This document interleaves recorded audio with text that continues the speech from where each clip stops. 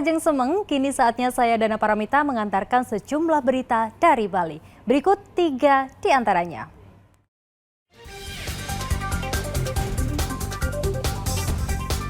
Pembunuhan karyawati bank di Jembrana bermotif ekonomi dengan merampas mobil korban.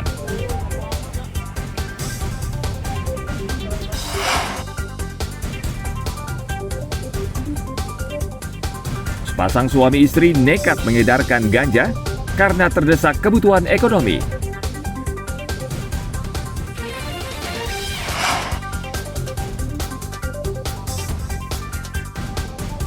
Kabupaten Gianyar segera memiliki objek wisata baru berupa jembatan kaca di atas Sungai Petano.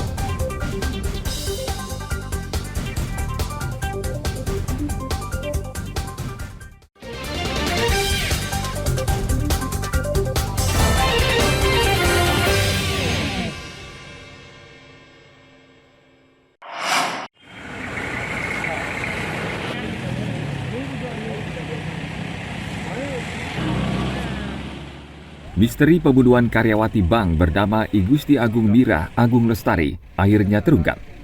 Pembunuhan yang terjadi di Jembrana itu bermotif ekonomi dengan merampas mobil korban. Polisi telah membekuk 2 orang tersangka, yakni Nova Sandi Prasetya dan Rahman, di sebuah lokasi di Lampung.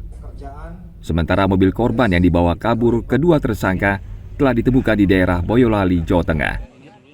Awalnya penemuan mayat Mr. X, kemudian dengan sidik jari bisa diketahui identitasnya. Kemudian tim gabungan dari backup dari Polda melakukan penyelidikan lebih lanjut di wilayah hukum Polres Jembrana.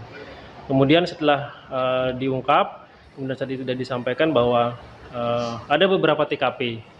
Jadi di Jembrana penemuan mayatnya, kemudian di Tabanan itu ada penemuan handphone korban, kemudian keluarga korban melapor di Badung, tidak pulang-pulang, kemudian setelah diungkap kasus ini diketahui bahwa ada rentan jarak kejadian tersebut dari dari Jimbaran sampai dengan Jembrana terakhir pembuangan korban.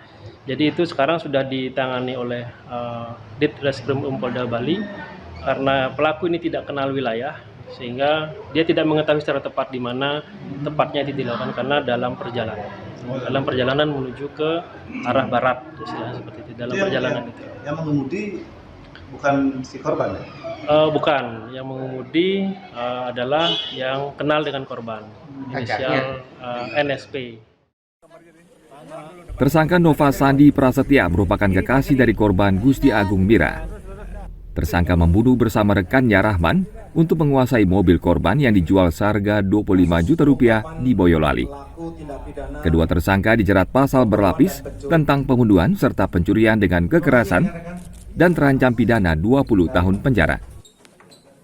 Tim liputan melaporkan dari Jembrana.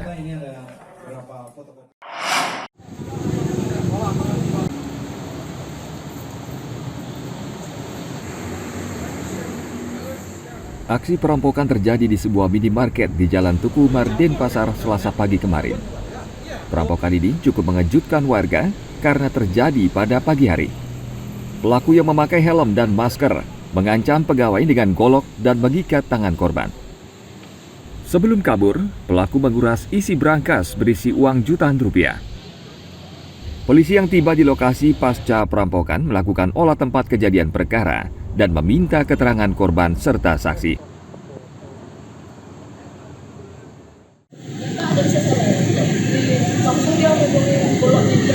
Berapa orang? Ini pagi jam.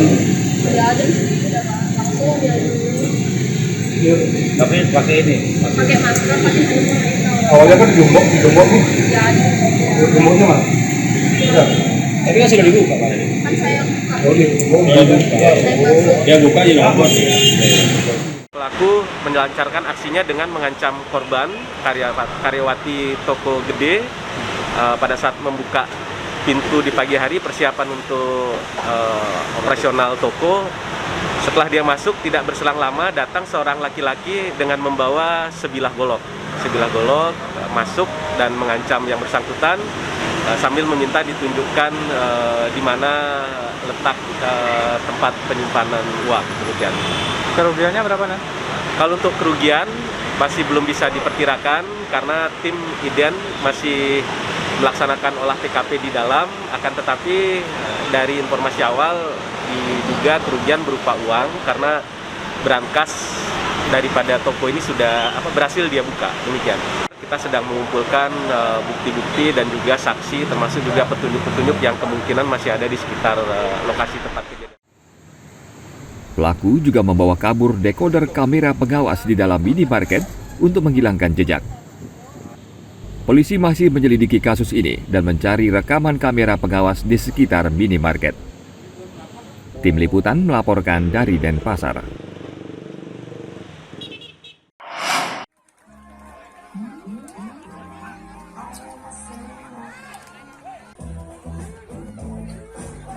Kampanye anti narkoba dilakukan dengan berbagai cara. Salah satunya lewat turnamen basket yang melibatkan generasi muda. Turnamen basket 3 lawan 3 yang digelar BNN Bali ini berlangsung di Kuta pada akhir pekan lalu. Turnamen ini diikuti 103 tim dari seluruh Bali dan sejumlah kota di provinsi lain.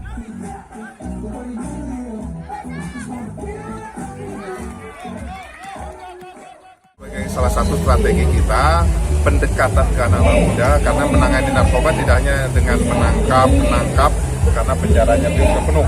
Nah, tentunya strategi soft power ini dengan pendekatan olahraga basket, karena saya pernah melihat pertandingan basket yang dilaksanakan oleh Discovery ini adalah pertandingan internasional yang kejuaraan sebelum SEA Games ya, dan itu bagus sekali tempat kita ini karena di lokasinya juga di daerah wisata, sehingga kita juga ingin memperkenalkan bahwa wisata di Kuta tidak hanya juga wisata yang selama ini kita kenal di pantai dan tapi juga ada olahraganya. Dan kenapa basket? Basket ini juga adalah salah satu memang penyumbang medali yang kita tahu bahwa di SEA Games kita meraih medali emas 5-on-5, 3-on-3 juga kita meraih medali perak putrinya, dan itu adalah juga sumbangan dari atlet-atlet Bali ya, yang notabene pembinaan dilakukan dari kejuaraan-kejuaraan seperti ini.